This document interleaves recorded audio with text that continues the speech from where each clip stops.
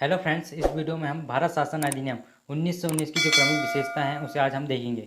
तो दोस्तों, Indian polity का यह महत्वपूर्ण टॉपिक है और इससे एग्जाम में प्रश्न बनते हैं। भारत शासन अधिनियम 1919 की जो रिपोर्ट है भारतीय राज सचिव मॉन्टेग्यू एवं वायसराय चेम्सफोर्ड ने प्रस्तुत की थी। इस अधिनियम को मॉन्टेग्यू चेम्सफोर्ड सुधार के नाम से जाना जाता है। ध्यान रखना, इस अधिनियम को जो है मॉन्टेग्यू चेम्सफोर्ड सुधार के नाम से जाना जाता है। अगला मुख्य बिंदु यह है कि 20 अगस्त 1917 को भारत के राज सचिव मॉन्टेग्यू ने हाउस ऑफ कॉमन, जो ब्रिटेन की निचला सदन है, वहां पर इन्होंने ऐतिहासिक वक्तव्य दिया जिसमें भारत में एक उत्तरदायी सरकार के गठन का वादा किया गया, जिसे मॉन्टेग्यू घोषणा के नाम से जाना जाता है। 1917 ईस्वी को चेम्सफोर्ड को भारत का वायसराय नियुक्त किया गया। भारत के राज सचिव मॉन्टेग्यू के साथ वे भारत आए और भारतीय नेताओं से विचार विमर्श कर दोनों ने एक संयुक्त रूप से रिपोर्ट प्रस्तुत की, जिसे 1919 के अधिनियम के नाम से जाना जाता है।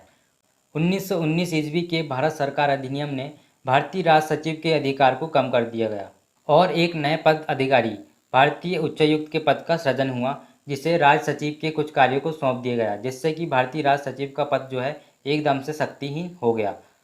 भारतीय उच्चायुक्त जो है ब्रिटेन के वायसराय के प्रतिनिधि के रूप में कार्य करता था, अर्थात जो भारतीय उच्चायुक्त का पद है वह ब्रिटेन में बैठकर वायसराय के प्रतिनिधि के रूप में कार्य करने लगा और उसे जो वेतन है भारतीय राजस्व से दिया जाने लगा। जो भारतीय उच्चायुक्त का जो पद है उसे जो वेतन है भारतीय राजस्व से दिया जाना था, लेकिन वायसराय जिसे अब तक भारतीय राजस्व से वेतन मिलता था, अब ब्रिटिश राजस्व से वेतन मिलना था। अर्थात इस अधिनियम के पश्चात वायसराय को ब्रिटिश राजस्व से वेतन मिलना था।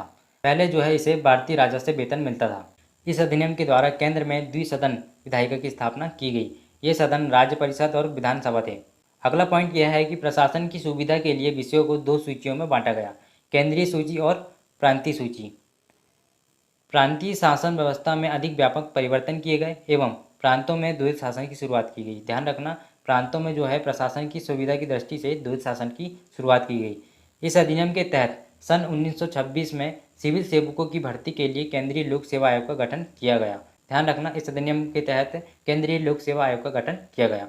तो दोस्तों, यह था इंडियन पॉलिटी का महत्वपूर्ण टॉपिक भारत शासन अधिनियम 1919। इससे प्रश्न एग्जाम में जरूर पूछे गए हैं। तो ये वीडियो कैसा लगा जरूर बताइएगा, इसे लाइक जरूर कीजिएगा और चैनल पर नए हैं तो सब्सक्राइब करके जरूर जाइएगा और बेल आइकन को प्रेस जरूर कीजिएगा, जिससे कि जीके से रिलेटेड आपको वीडियो लगातार प्राप्त हो।